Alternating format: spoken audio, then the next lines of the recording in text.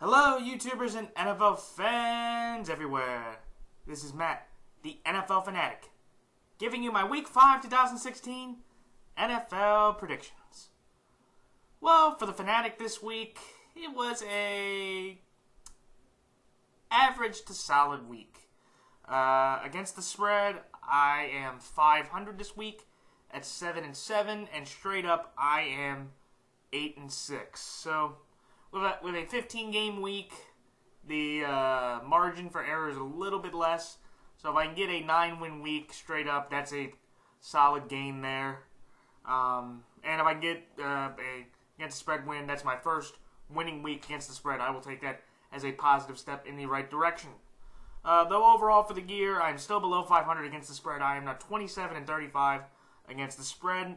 Though I am improving my straight up percentage a little by little with kind of my, close to about average or a little above average weeks. I am now 36-26 straight up, giving me about 58% correct straight up. So getting close to that 60% range again in the next 1 or 2 weeks. I would like to get into that 60% range.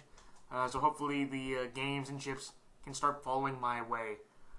What a crazy week 4 in the NFL. If you would have told me that the LA Rams would be 3-1 and the Arizona Cardinals and Carolina Panthers would be 1-3 at this point in the year, I would have laughed because I wouldn't have believed it. But believe it, that is the truth. The LA Rams are, playing, exceptional football. Jeff Fisher is coaching this team in a consistent way. The defense is playing spectacular. Case Keenum is doing better than I thought, and he's doing a little bit more than average to get this team wins. And the Arizona Cardinals, for just some odd reason, this year they are not really gelling that well. There's something wrong with them, I think psychologically. And also, if you think about it, the Arizona Cardinals are a deep team. They are a high-risk, high-volume, long ball kind of team.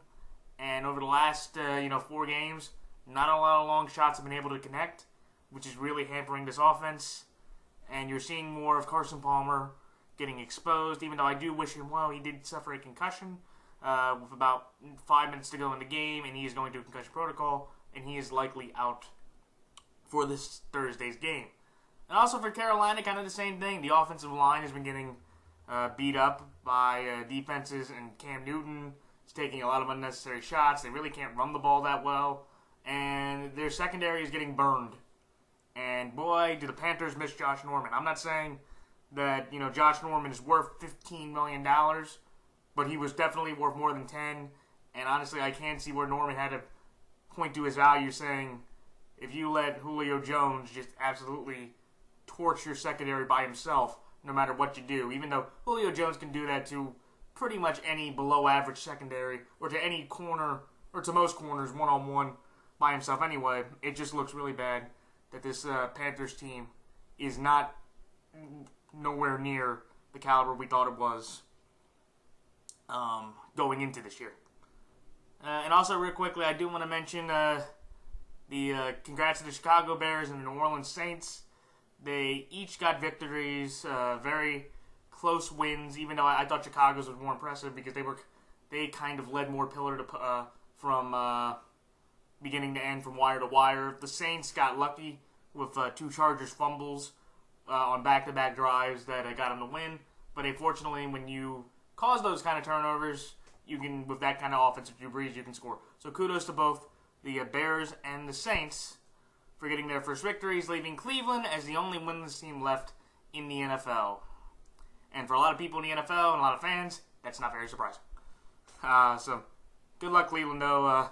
Hope you will get a win sometime, because I think you have a team and you fought very well to have earned one. But time for my picks. So before I go into my picks, though, the buys this week are the Kansas City Chiefs, Jacksonville Jaguars, New Orleans Saints, and Seattle Seahawks. So Drew Brees, Mark Ingram, Brandon Cooks, Michael Thomas, Alex Smith, Jamal Charles, Jeremy Maclin, the Chiefs defense, Russell Wilson, Christian Michael, Doug Baldwin, Jermaine Kearse, the Seattle defense, Blake Bortles, Allen Robinson, Allen Hurns, Chris Ivory, Julius Thomas.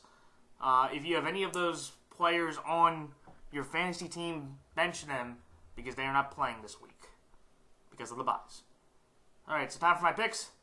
The first game on Thursday, when the 1-3 Arizona Cardinals go to the 1-3 San Francisco 49ers, the Arizona Cardinals are 2.5-point favorites in this game.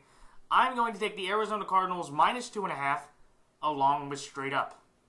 And then on Sunday, when we have the 3-1 New England Patriots go to the 0-4 Cleveland Browns, the New England Patriots are 10-point favorites in this game against the Cleveland Browns. I like New England minus 10 along with straight up. And in the next game, when the 3-0 Philadelphia Eagles go to the 1-3 Detroit Lions, the Philadelphia Eagles are 2.5-point favorites. I like the Philadelphia Eagles minus 2.5 along with straight up. And in the next game, when the 1-3 Chicago Bears go to the 1-3 Indianapolis Colts, the Indianapolis Colts are 4-point favorites in this game. I actually like they are 4.5-point favorites in this game. I actually like Chicago plus 4.5 in this game, but I'm going to take Indianapolis straight up. Alright, the next game, when the 1-3 Tennessee Titans go to the 1-3 Miami Dolphins, the Miami Dolphins are 3.5-point favorites in this game. I actually like Tennessee plus 3.5, but just like the last game, I'm going to take Tennessee plus 3.5, but I'm going to take Miami straight up. And in the next game, when the 2-2 Washington Redskins go to the 3-1 Baltimore Ravens, the Baltimore Ravens are 3.5-point favorites against the Washington Redskins. I like the Baltimore Ravens minus 3.5 and straight up. And in the next game, when the 3-1 Houston Texans go to the 4-0 or 3-1 Minnesota Vikings, the Minnesota Vikings are 6-point favorites in this game. I like Houston plus 6 in this game, but I am going to take Minnesota straight up. The next game, when the 1-3 New York Jets go to the 3-1 Pittsburgh Steelers, the Pittsburgh Steelers are 6.5-point favorites in this game. I like the Pittsburgh Steelers minus 6.5 along with straight up. And in the next game, when the 3-1 Atlanta Falcons go to the 4-0 Denver Broncos, the Denver Broncos are 4.5-point favorites in this game. I like Atlanta plus 4.5, but I think Denver, with how their defense is playing, I think they will provide a challenge to the to the Atlanta offense that they haven't seen yet, and I think that they can. I think they will win the game straight up. It will be fun though to watch these two teams utilize their strengths. In the next game, when the 2-2 Cincinnati Bengals go to the 3-1 Dallas Cowboys, this game is a pick'em, so I like the Cincinnati Bengals to win this game along with straight up. And in the next game, when the 2-2 Buffalo Bills go to the 3-1 LA Rams, the LA Rams are 2.5-point favorites in this game. I like LA minus 2.5 along with LA straight up. And in the next game, when the 1-3 San Diego Chargers go to the 3-1 Oakland Raiders, the Oakland Raiders are 4.5-point favorites in this game. I like Oakland minus 4.5 along with straight up. And then the Sunday night game, when the 3-1 or 2-2 New York Giants go to the 3-1 Green Bay Packers, the Green Bay Packers are 7-point favorites in this game. I like the New York Giants plus 7, but I'm going to take Green Bay straight up. And then in the Monday night game, the 1-3 Tampa Bay Buccaneers go to the 1-3 Carolina Panthers. From what I've seen out of this game, this is a pick'em game, so just like Cincinnati and Dallas, so I'm going to take Carolina against the spread and straight up. Alright, so time for my thoughts on each game. Arizona at San Francisco. I'm not surprised the San Francisco 49ers are 1-3. We all kind of expected this San Francisco 49ers team to be at this point. However, you can ask, it was just like last year, how did the San Francisco 49ers beat the 3-1 LA Rams? And they shut them out, but they've looked basically awful ever since then. I don't get that, but no, so people expected the Niners to be 1-3. Nobody expected the Arizona Cardinals to be 1-3. It is the first 1-3 start for the Arizona Cardinals since 2011. That year, they finished the season 8-8. So the prospects of the Super Bowl, the playoffs, they're all looking very bleak right now. I know the Cardinals are not going to make the Super Bowl, and I think their playoff hopes are very on the edge, especially with how LA and Seattle are playing. They're going to have to get in the wild card. They're going to have to start winning right now. And when I look at this game, when you look at both of these teams, Bruce Arians, he is a great coach, and I'm a big fan of his, even though he's going through a really rough stretch right now. But this is a gut check kind of game because Bruce Arians-led teams have never lost 3 straight games in the regular season, so he's never lost 3 straight in a row. And I think one of the biggest problems for the Cardinals over the last 2 games has been the turnovers. The defense has caused 9 turnovers. However, the offense has committed 10 turnovers. So when you have that kind of ratio, basically giving a turnover, or basically causing a turnover, offense equaling out the turnover you cause on defense, you're not going to win a lot of games that way. And seeing what they've done, that's why they're at this point of 1-3. They do have a couple bright spots. David Johnson is actually 7th in the league with 300 rushing yards. So good for him there. But the Arizona is not an offense that's built to run. They are an offense that's built to throw. And like I said, Carson Palmer is going through concussion protocol, so I don't expect him to play. So they're going to go with Drew Stanton, who's been in that system now for about 3 to 4 years. And the last time that he was in a starting role, he actually went 5-3. He completed 55% of his passes, 1,711 yards, 7 TDs, and 5 interceptions. So, looking at that, I kind of feel like that's comparable to Blaine Gabbert, or a little bit better than Blaine Gabbert at this point. The Niners, it's an odd thing with them, is that the San Francisco 49ers on the road have given up, I think, the most points on the road out of any team. They've given up 41.5 points per game on the road. At home, they've only given up 12 points a game.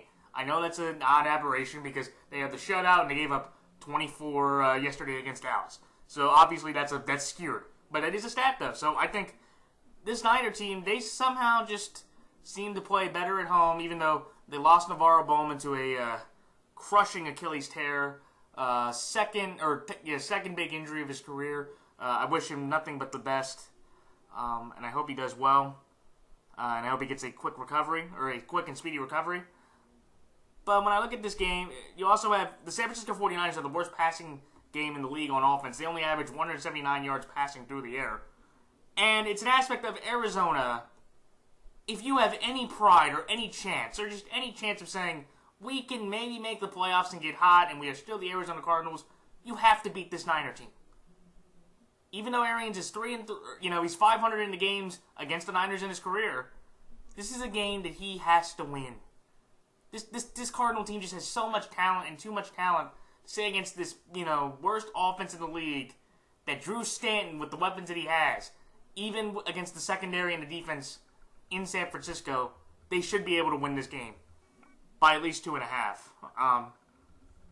And that's what I'm going with them. It's just where San Francisco, they've put up fights and they've looked better in moments, but they've looked worse pretty much like I expected the entire year. But it's just where, like Arizona, this is your season and your gut and your heart on the line, saying, we are the Arizona Cardinals and we can play better than this, especially on a short week, even with a backup quarterback, against this Niner team that's competing for being the worst team in the league, maybe besides Cleveland. So that's why I'm taking Arizona here, minus 2.5, and straight up, just because Arizona just has too much talent, and I think they have enough heart, or they still have a little bit of heart to say, we still can turn this around. Because if they lose to the Niners, this is a free fall from here, and Carson Palmer will not be back next year. They're going to be at a point of no return, especially with some of the games they have left. And this is just going to be a massive disappointment for the entire Arizona Cardinal fan base. Sorry, Gab. So that's why I like Arizona, minus 2.5, and straight up. Next game, New England at Cleveland. Wow, was that game by the Patriots a shocker. Probably the shocker of the day yesterday. Since the Patriots have been in Gillette Stadium, that was the first time they'd ever been shut out at home. And the last time the Patriots got shut out in general, you have to go back, or the last time they've been shut out in general, you have to go back to November 28th, 1993, when they lost 6-0 against the New York Jets. And for Coach Belichick, this was a very rare occasion, only the second time in his career that he'd been shut out at home. The other time was September 27th, 1992. Bill Belichick's Cleveland Browns lost to the Denver Broncos 12-0. And also, I thought this was interesting about the Patriots is that they were the first team since the 2006 Miami Dolphins to actually pitch a shutout 1 week and then get shut out the following week. So that was a little bit of a little bit of a tidbit there that I thought was interesting that I'd like to share with all my viewers. But with this New England team, they should be ecstatic. They are 3-1. They've looked more impressive than not. The Buffalo game was a bit of an aberration. I think, Jacoby Brissett really couldn't, he was limited in practice the whole week. He had a thumb injury. the Bills' offense was able to control the clock in the ground game exceptionally well. They had about 130 yards rushing. New England really couldn't run the ball, and there were too many turnovers and just too many flags by this Patriot team to win a game against a desperate Rex Ryan team that knows how to play Bill Belichick very well. And just Tyrod and LaShawn and that team just made more plays. Kudos to the Bills, but again, you were playing a third-string quarterback with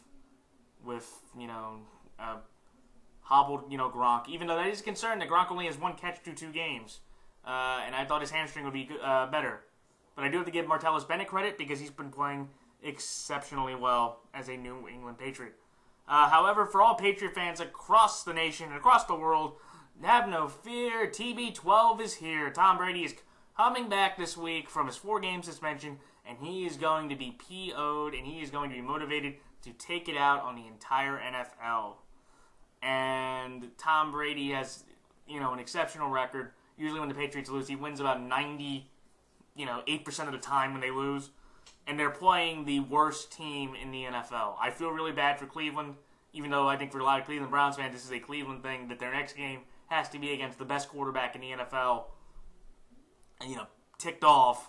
And again, with this Patriot offense, with what they have. Cleveland is 0-4 for the first time since 2012 and for the 5th time in franchise history. Even though they do have a bright spot of Isaiah Crowell. He's second in the league in rushing with 386 yards. I don't think anybody would have expected that, especially from him, where he's been kind of a disappointment through his career. But when you look at the offense, they are 30th ranked in terms of scoring touchdowns, and they're 29th in defense in giving up touchdowns. So it's a 10-point spread, and usually when you go double digits, you don't like that because that's hard to cover. But this is a New England team that looks all well planned to start their journey of redemption with Tom Brady back there.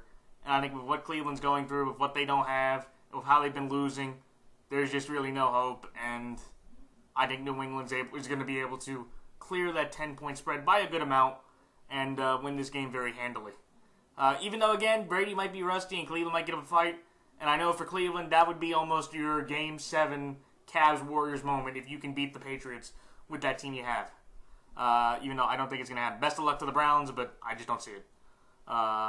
Too much talent, too much anger, and Tom Brady is better than all the Browns players combined. Heck, Tom Brady could have one arm, and he would be better than the Browns. Or he could beat the Browns. So that's what I'm going to take New England -10, and New England straight up. The next game, the Eagles at the Lions. I want to just, for one quick second, a lot of people, are praising Matthew Stafford, for how great he's been, right? First of all, Detroit snapped a 6-game winning streak against the Bears when they lost yesterday 17-14. But people are bragging about Matthew Stafford, okay? Since week 9 of last year, he's completed 68.8% of his passes. He's thrown for 3,377 yards, 26 TDs, and 6 INTs in his last 12 games. That looks spectacular. The numbers look great. But he's gone 7-5 in those 12 games, and he's lost 5 of the last 9. So, again, that's the thing. It's think about this year. He gave Marcus Mariota his 3rd victory. Think about that. Marcus Mariota's only won 3 games. Okay, and I know the Lions, they had penalties, and they had all those issues, and sorry, Half Moon, watch his picks, it's great. But he ended up throwing the horrible interception there. He just got outplayed by Brian Hoyer, who didn't have his starting running back, who didn't have nearly as many defensive players as Detroit did, and didn't nearly have as many weapons. Okay, well, maybe not that, because you could say Alshon and Kevin, even though Kevin White went down, and he's looking more like he's, more injury prone and the bust that he's starting to form as. But I just don't get it. I understand the numbers look great, but if I think how the game's going to go, he could end up, putting up another maybe 2 touchdowns, another pick, but then he'll have lost 6 of his last 10 games and 4 straight. So that's what I just don't understand is Matthew Stafford puts up a lot of great numbers, but what have those numbers really gotten him? A 7-5 record, and he's 4-5 in his last 9, and he'll probably be 4-6, and he's lost 3 straight. And when you look at the Lions as well, Golden Tate, he was supposed to be the number one guy. Well, thanks to the emergence of Marvin Jones, that's clearly not the case. Golden Tate for the year, only 14 receptions for 95 yards. And he's getting paid $40 million, and he's not even contributing that great as a number 2. That's number 3 or number 4 wide receiver numbers out there. So that's a big concern for the Lions. And also for the Lions, they've only forced 1 turnover on defense. Worst in the league. So this is a team that does not cause a lot of turnovers. Matthew Stafford's, throwing a good amount of turnovers. And this is the worst part. They are playing the team in the Philadelphia Eagles that is the number 1 defense in points per game, the number 1 defense also in passing yards per game, because the Lions really can't run the ball that well, so that's a bad sign. And also, the Eagles have not committed an offensive turnover the entire year. They're the only team that hasn't committed a turnover on offense. So when you have that combination, Carson Wentz, who's had a full week to, digest and enjoy Wentz mania throughout the country, playing a Detroit team that his defensive coordinator was the former head coach of. I think this Eagles team, just of how they've been looking, they've been consistent, they've been solid. Their defense will put a lot of pressure onto the Detroit Lions offensive line, which is not very good. And I think with just the 2.5 points, Philadelphia has a defense that can put a lot of pressure on Stafford. He can cause enough mistakes, and Carson Wentz and the offense will not make enough mistakes to cause the Lions to have extra opportunities to win the game. And I think that'll be enough for the Eagles to win this game. I think the Lions, they have talent, and Stafford, again, if he can go on this Eagles secondary, which is probably, or their corners are their weakest slot on the defense, I think he can put up some competition. But with how the Eagles have been playing so fundamentally sound, so consistently on offense, and so efficient on offense, combined with how great their defense is, I just don't see any way Philadelphia loses this game against Detroit. And also they have motivation from last year when they got creamed 45-14 on Thanksgiving.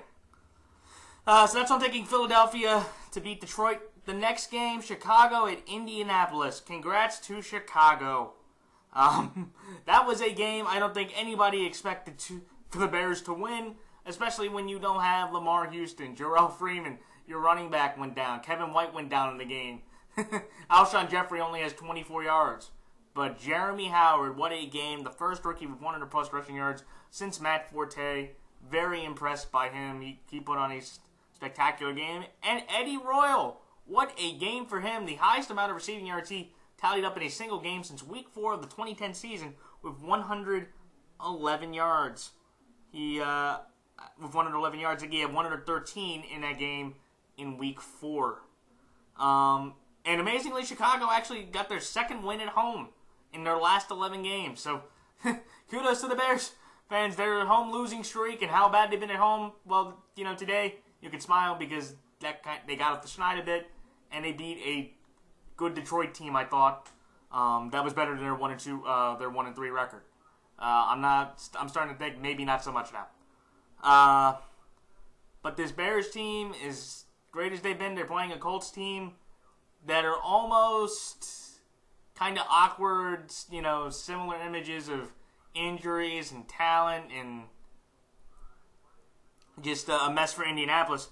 Andrew Luck has got sacked 15 times, which leads the league, and he got sacked 6 times against Jacksonville yesterday. He also had 5 or 6 drops on the receivers. That's always rough when you have that problem. And is also the worst start for Indy in the Andrew Luck era at 1-3.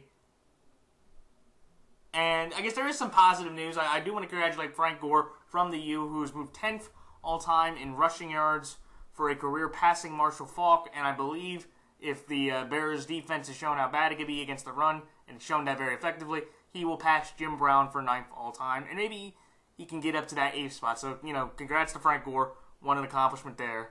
Though it's been a rough time for his team. And the Colts and Bears have split the last 4 games in this series. But, so, I'm going to take Indy here, though, just because they're healthier. And Andrew Luck has to, win this game, because if, he's got, just maybe good receivers. Maybe he's got a better running game. The offensive lines, you could argue, are just as equally bad, so that kind of cancels out. Indy's got more of a defense around him because the Bears' defense is being hurt everywhere. And I just think this Colts team, they're embarrassed by losing to Jacksonville. And this Bears team just doesn't have enough talent. And honestly, I'll just go down to the quarterback matchup. I think Andrew Luck, even if he throws an interception, Brian Hoyer has to come down to earth somehow and show that he's still Brian Hoyer instead of trying to say that Brian Hoyer will lead this team the rest of the way through, even if Cutler is healthy. And I just think Andrew Luck and this Colts team, knowing their backs against the wall, knowing what division they're in, will put up enough of a fight, will generate enough offense, and cause enough mistakes where Brian Hoyer will revert back enough for the Colts to win this game. I think it'll be close because both these teams are just kind of awkwardly bad. There's not a lot of great talent around both teams, but there's an aspect where I can see definitely the Bears putting up a fight. The last time Andrew Luck played the Bears in his first ever start, he had 1 TD and 3 interceptions. I don't expect it to be that bad, but I could see, the Bears causing Luck to throw another interception and making this game closer than what it needs to be. So that's why I'm taking the Bears plus 4.5. But Indy is just too much of a talented team, and they've shown more fight and more heart over the first 4 games than Chicago has. And I will take that to the bank with a home game on top of that for the Colts to win this game. So that's why I'm taking Indy over Chicago, but I am taking Chicago plus 4.5. The next game, the Titans at the Dolphins. Tennessee, if you had to look at all the 1-3 teams, Tennessee probably has the brightest picture. All 4 of the Titans games have been decided by 10 points or less. That is an incredible, thing for them. I'm going to give a shout out to Keith Bailey. He put up this great stat. If you look at the Titans team, teams they played, they're a combined, 4-0 Vikings, 3-1 Raiders, so that's 7-1. Then 10-2, and then you can add. They beat the Lions, so 11-5. Yeah, 11-5 record through the first 4 games, and they've been in every single one of them. So I have to give the Titans credit for that. Also, I do want to give DeMarco Murray a lot of credit. He's having a career resurgence. He is now 5th in the league in rushing with 340 yards. This is why the Titans have brought him, to bring a consistent and solid running game to this team. Even though Marcus Mariota is still having problems with turning the ball over. He's having problems with turning the ball over. He has thrown the 7th most interceptions in the league with 5. I know he's fumbled, I think, maybe 2nd most or 3rd most in the league, maybe even higher than that. And when you turn the ball over that much, you're not going to win a lot of games. Whereas it comes with Miami, they have back-to-back 1-3 starts for the Dolphins. And Ryan Tannehill has been an absolute disaster. He's turned the ball over 9 times in the last 3 games. Tannehill on offense. And when I look at this game between the Titans and Dolphins, this is what I would call a crap toss-up game of the week. I would not be surprised if the Titans win this game. But with the fact that it's in Miami, Miami's only win is at home, so they are 1-0 at home. They're 1-0 at home. And Tannehill, last year with Dan Campbell showed that he could beat the Titans. And the Titans, even though they gained talent, most of those guys are still there. And that's the thing. I don't think the Titans are going to lose 30-8 this time against Miami. But just looking at what Miami has, they don't have to really worry about the receiving threats. So Xavier Howard won't get burned by A.J. Green. And either if it's Maxwell or Tippett, they should be able to handle Andre Johnson or Kendall Wright. Delaney Walker will be the mismatch for the Titans that they're going to have to use to win this game. And the Dolphins, is going to have to be Jarvis Landry going up against their corners. But it's just something where Miami has more of a loaded defensive front. Their playmakers have been... they have more playmakers on the defense. And I think with how both teams are, I think that Miami will just find a way to win with that home crowd. And I think Ryan Tannehill can make one more play to win than Mariota can. it's going to be a game that really is not going to mean anything because both the teams aren't really going anywhere, and I would not be surprised if the Titans win. That's what taking in plus 3.5. But I think Miami, just with how they've shown and with what talent they have, and the fact that they're home, they can win this game, and they should. Just because I think Tannehill can make one more decision or make one more play with what he has than what Mariota has around him. So that's why I like Tennessee plus 3.5 of Miami straight up. The next game, the Houston Texans at the Minnesota Vikings. I do want to congratulate Houston wide receiver Will Fuller, the 5th.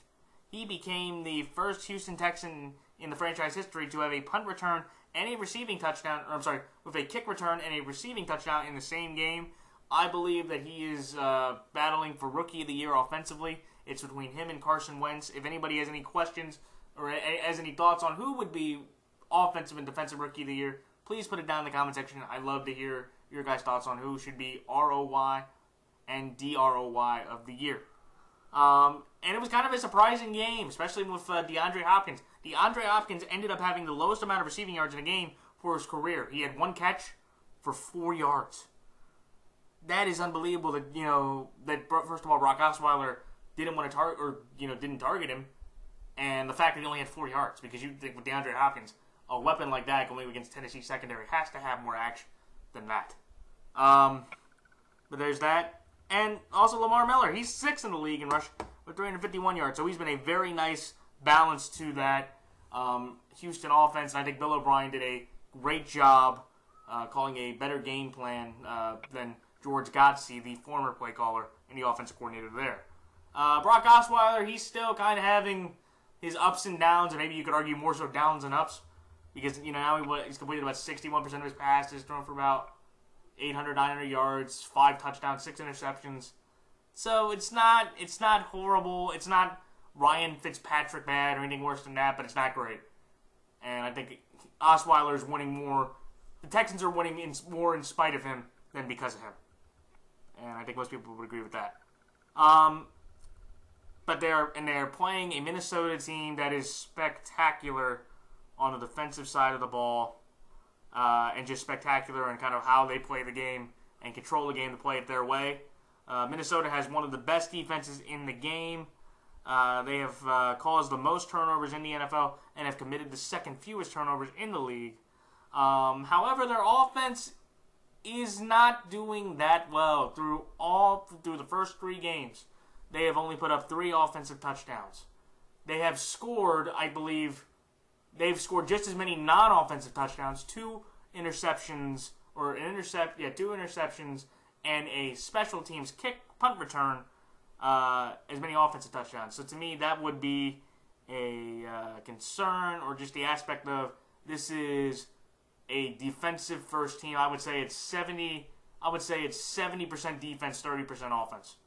The running game really hasn't been affected, even though Sam Bradford's playing efficient football. 490 yards, 3 touchdowns, no interceptions. You really can't ask for any better than that, and Sam Bradford's playing his role to the nth degree. Even though I would say through 3 games, even though Minnesota's had a better competition, Philadelphia's the more well-rounded team. But I digress.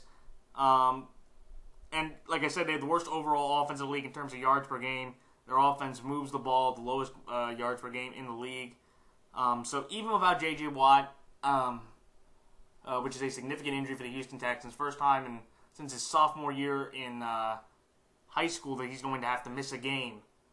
And I think that is significant, and I don't think J.J. Watt will be the same ever again. However, I'm going to take Houston here plus 6, because I think Houston's defense, they have enough talent, especially with the Vikings offense, to control it enough for Osweiler to win. Osweiler and Bradford are about the same guy, I guess, on face value. Sam Bradford's in a more controlled environment and a better system.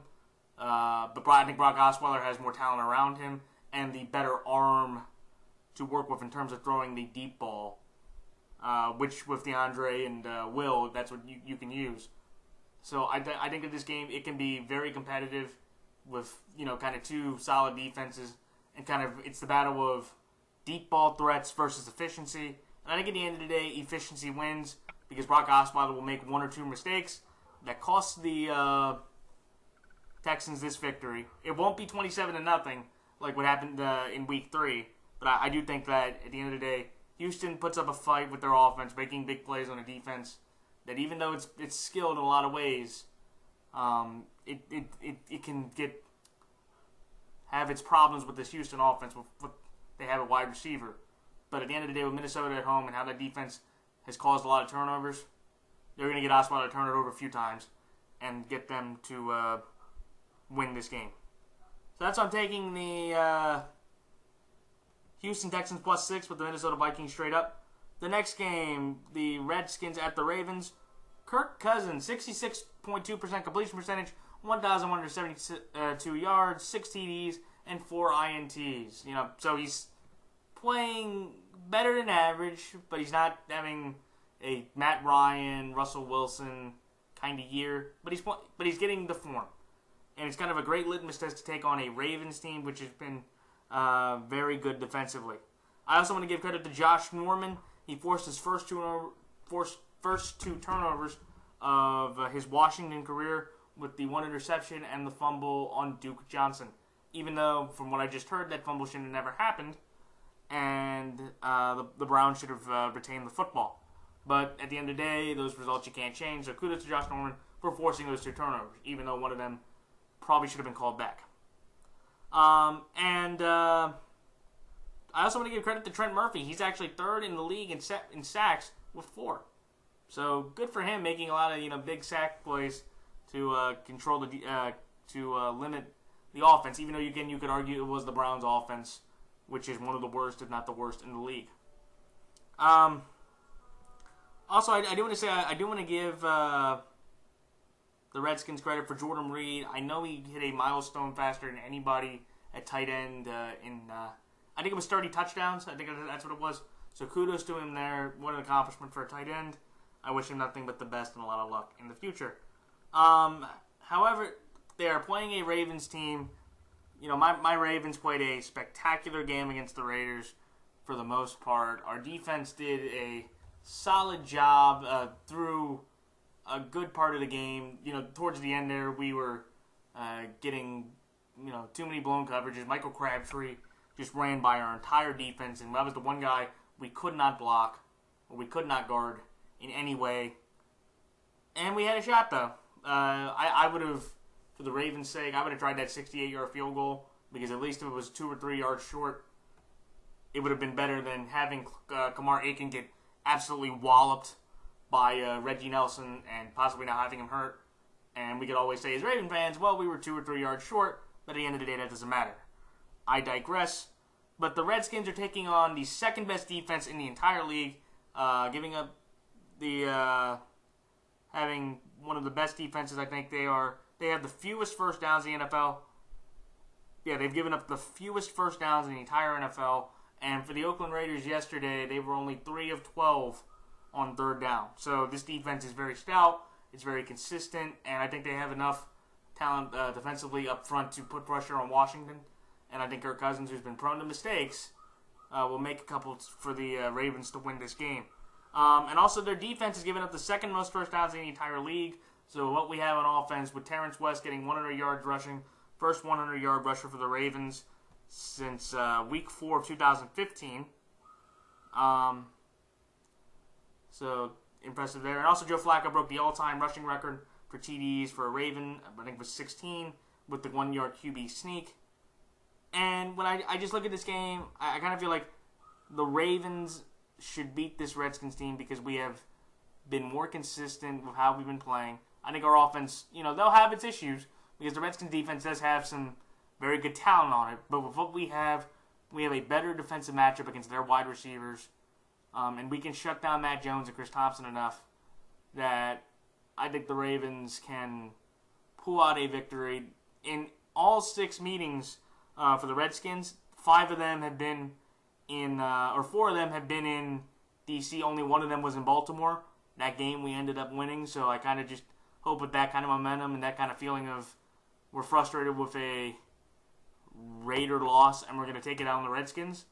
I feel like that's going to be the mentality that's going to come out. And that's why I like the Ravens here, minus 3.5, along with straight up. All right, the next game, the Jets at the Steelers. Ryan Fitzpatrick. Boy, does he look like Ryan Fitzpatrick Fitztragic today. Ryan Fitzpatrick is the 4th player in the last 30 seasons with 10 interceptions through the first 4 games.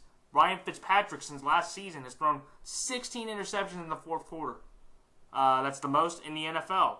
Ryan Fitzpatrick is also the first QB for the Jets to have back-to-back 3-plus interception games since Frank Reich did it in 1996. So obviously this offense is not being affected, and the quarterback is sinking it down harder and harder and faster, and the Jets look like giant morons to fall for the Fitz magic trick of his ability. He's always done this, and I fell for it too, so I'll admit that he shouldn't have got that kind of money, because he's showing that as soon as you pay him a good amount of money, most of the time he is going to let you down, and he's going to let you down hard. And this is the worst time to play the Pittsburgh Steelers. The Pittsburgh Steelers, after getting destroyed by Philadelphia 34-3, ended up destroying the Kansas City Chiefs 42-14.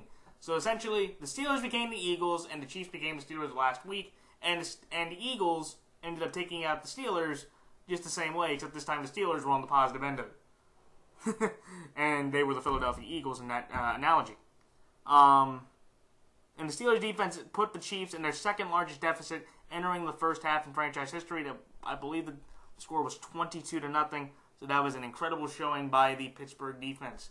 They caused 2 big turnovers during the first quarter, which was impressive. I also want to give Antonio Brown a lot of credit. 5th game with multiple TDs since Week 10 of last season. That's the most in the league.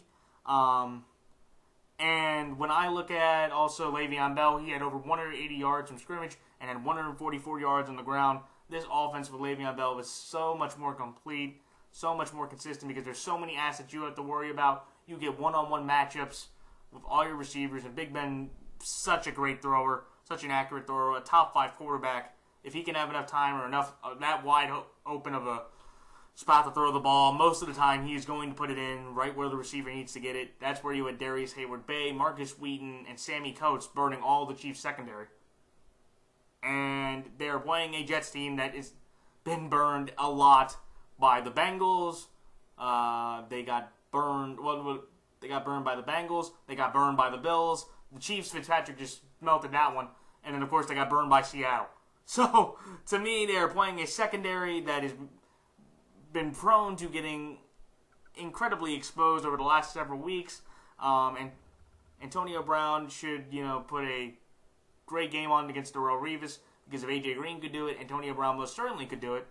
And also the Jets, they don't have Eric Decker. The Steelers are a great run defense, so Matt Forte is not really going to contribute that much. And Brandon Marshall, if they just double him, just like Quincy Enunwa Quincy Enunwa, try to be the guy to beat you. Or maybe Severian Jenkins, who's kind of now trying to learn the offense, beat you, which I don't expect to.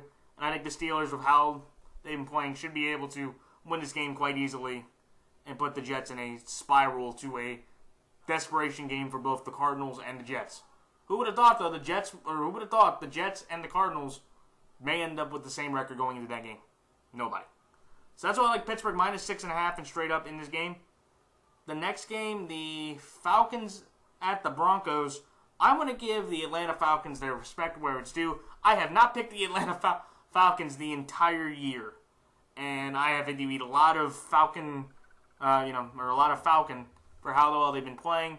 Matt Ryan is playing as the best quarterback in the league this year right now through the first 4 games. He became the 19th passer with 500 yards, and he also leads all QBs in completion percentage, yards, TDs, yards per game, and TD percentage. And he's just playing his best football of his entire career. There's no other way to describe it. And congratulations to him for having basically a career resurgence by himself under this system led by Kyle Shanahan, who I think if Matt Ryan can continue to play this well, Kyle Shanahan should be getting NFL head coaching opportunities. And also I do want to congratulate Julio Jones, 6th wide receiver in NFL history with a 300 or 300 plus yard Receiving game, he had 12 catches for 300 yards. He was the sixth guy to do it. The record was Flip Anderson, who had 336 yards. So whenever you can be only less than 40 yards within the all-time NFL record, that's something special. And they're also the first tandem, Ryan and Jones, to have 500 yards passing as a QB and 300 yards receiving in the same game. So kudos to Atlanta there. And Atlanta's offense has been spectacular. 45-plus points in back-to-back games for the first time in franchise history.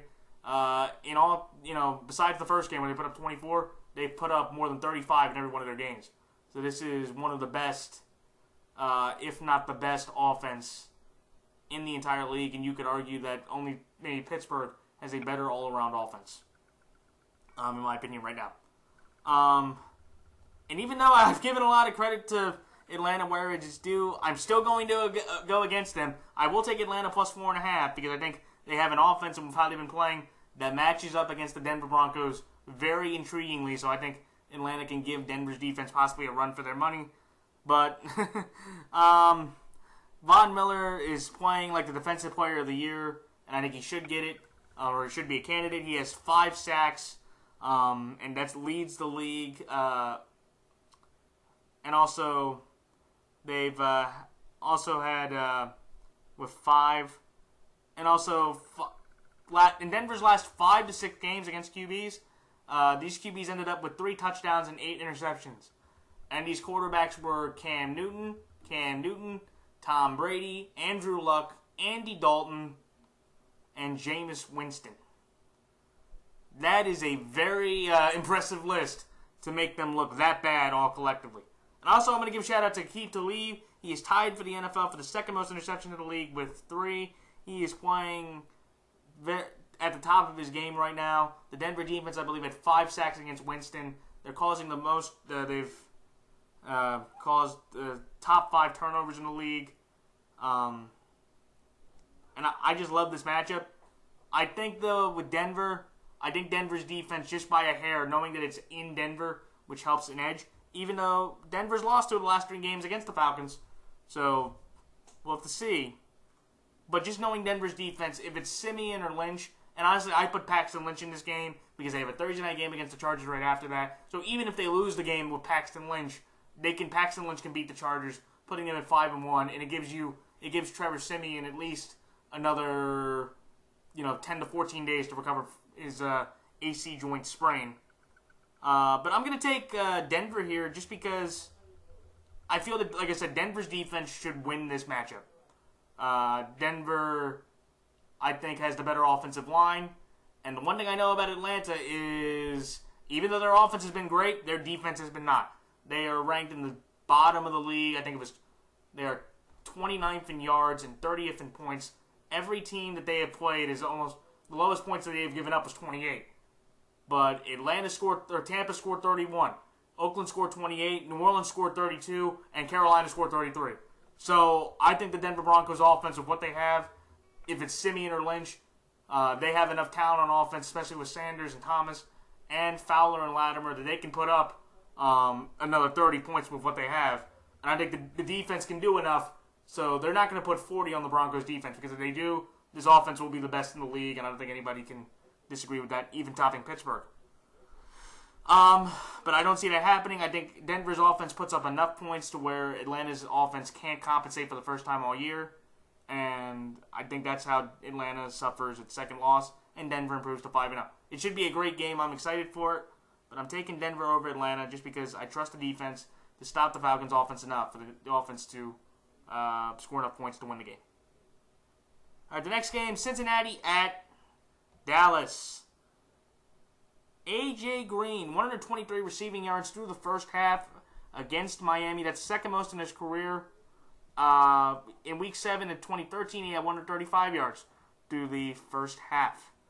And also, that's the most by any player in the league this year through the first half. So congratulations to A.J. Green. And also, he's one of 4 players in NFL history to have 2 170-yard games through the team's first 4 games. So A.J. Green is having a sensational year and proving that he was worth every bit of that $70 million that he signed.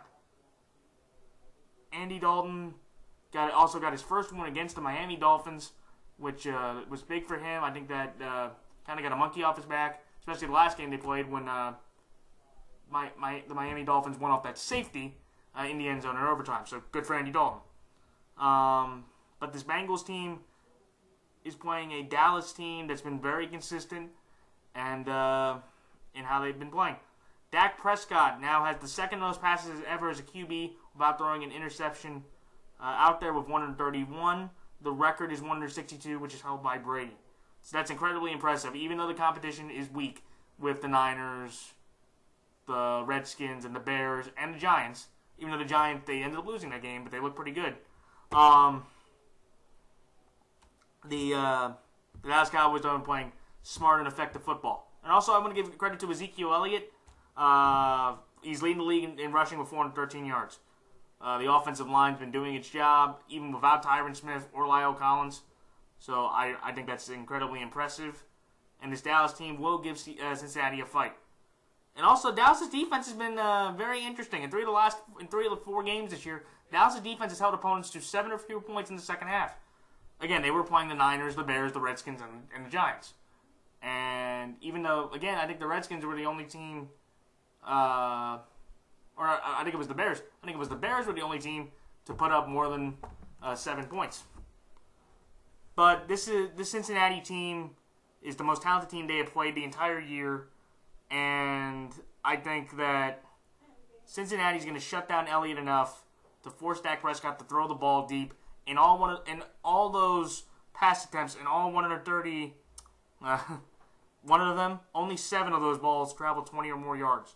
So I think with that in mind, they're going to make Dak play like Trevor Siemian, and I think Dak Prescott will have more trouble playing like Trevor, and he doesn't have the talent, especially with Dez Bryant not being there, to be able to throw the ball deep enough if Elliott's not running the ball well. I think it should be a competitive game because the Bengals, they're not as talented, and they really haven't been that impressive.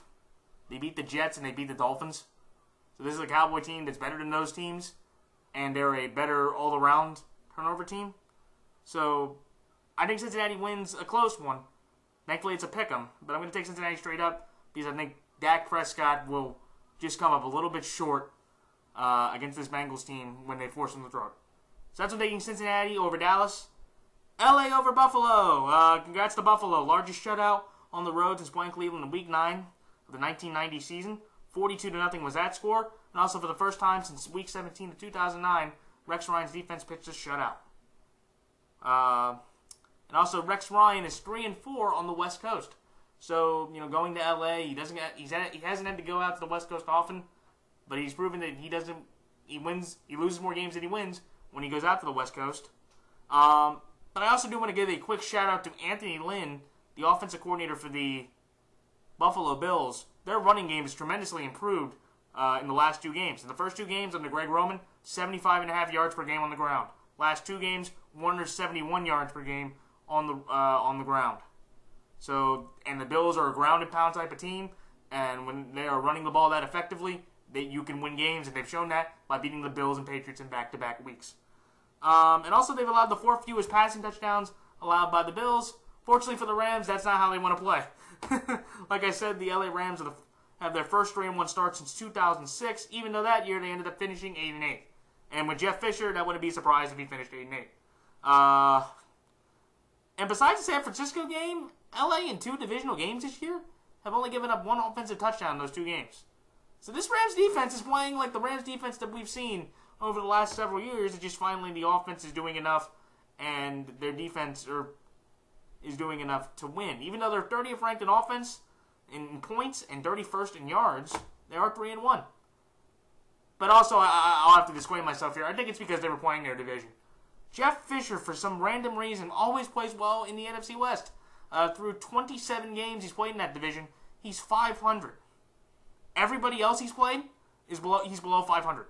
And he has the 3rd most losses by a coach in league history. So, when I look at this game, and both these franchises in the last 4 games, they've split the last 4 games between these 2 teams.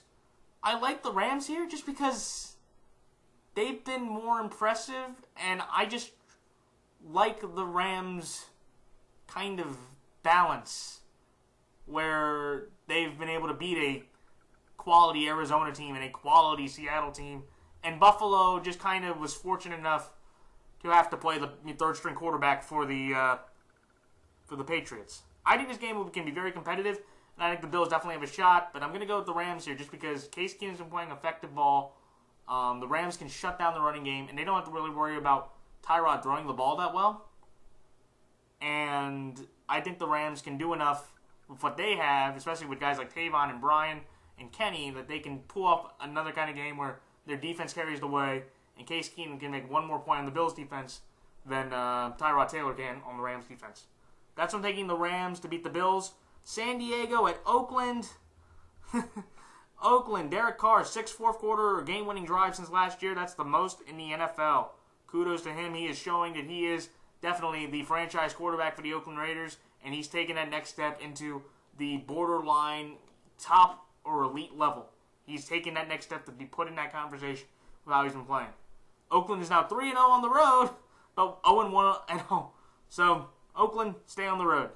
That's what I would say there. It's the best start for the Raiders since 2002, and since the merger, the Raiders are the first team to win 2 of their first road games by exactly 1 point. And also for Michael Crabtree, 3 touchdowns, a career high, and the most TDs by a Raider since Jerry Porter in 2004, when he also had 3 TDs. And for San Diego, this is the team that they're always competitive, but they find ways to lose. They're kind of like a better version and not as sad version of Cleveland. I do want to give Melvin Gordon, he's my most improved player of the year so far. The 4th Charger running back to have 4 rushing touchdowns in their first 4 games. 3rd running back to have 6 rushing touchdowns in their first 4 games, joining Devontae Freeman and Ronnie Brown. And San Diego, they've had the lead in every one of their games with only 2 minutes to go. They've lost 3 of those 4 games. Amazingly. That is absolutely pathetic that they've had, only had to wait 2 minutes to win the game, and they've blown it 3 of the 4 times. Here's the best stat, though, I found out about this. There's been 28 games where a team at the end of the half have led by 13 or more points at the end of the half. San Diego has been in 3 of them. The NFL is 25-0 in those games. Everybody else in the league, 25-0. San Diego is 1-2. So, with that in mind, Oakland's on a roll. They swept the Chargers last year. They beat them in Oakland last year, and Oakland just has enough around them, and I think they can outshoot San Diego. Their defense can, get pressure on Phillip Rivers. He'll make a mistake or two. And I just think the Raiders are just clearly the better team to win this game against San Diego. That's why I like them to beat the Chargers -4.5. Then the next game, the Giants at the Packers. The Giants' offense, it's impressive. 2nd most yards of offense per game in the league. Though the Giants' defense, as great as they've been in yards, on defense, in sacks, in pressure, in fumbles, they have yet to record an interception. That's amazing, especially with what they have in the secondary. And also for the Giants, they have no running back that's gone over 150 yards or more. The Packers are ravaged by injuries with Morgan Burnett, Sam Shields, Clay Matthews, and LaTroy Guion going down. I think this Packers defense, they're going to be in a rough shape against this very loaded Giants offense. But the Packers do have Jordy Nelson, who's had a nice, resurgence this year so far. 17 receptions for 206 yards and 4 touchdowns. Though the Giants have won 3 straight games against the Packers in this up to date. I think that the Giants going up against the Packer defense can give the Packers a run for their money. But this Packers team, I'm just not going to go against them at Lambeau. Even though the Giants have won at Lambeau in some of their biggest games, I'm just not going to trust it out. So that's why I'm taking the Giants +7, but the Packers straight up. And finally, the Panthers and the Bucks. This is a talent thing. This is like Arizona, San Francisco. The Panthers just have more talent, and they should be able to win this game.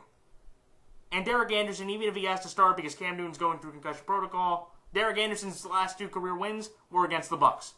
And Jameis Winston's thrown a lot of interceptions. He's the 4th QB in Bucks history to throw 8 interceptions in the first 4 games. So I think that with that in mind, I just have confidence that they'll win this game. So those are my comments and thoughts for all the games this week. Like, comment, rate, subscribe. Good luck to all players, coaches, teams, fellow prognosticators, and fantasy players. And until next week, this is Matt the NFL Fanatic signing off. Until next time, so long.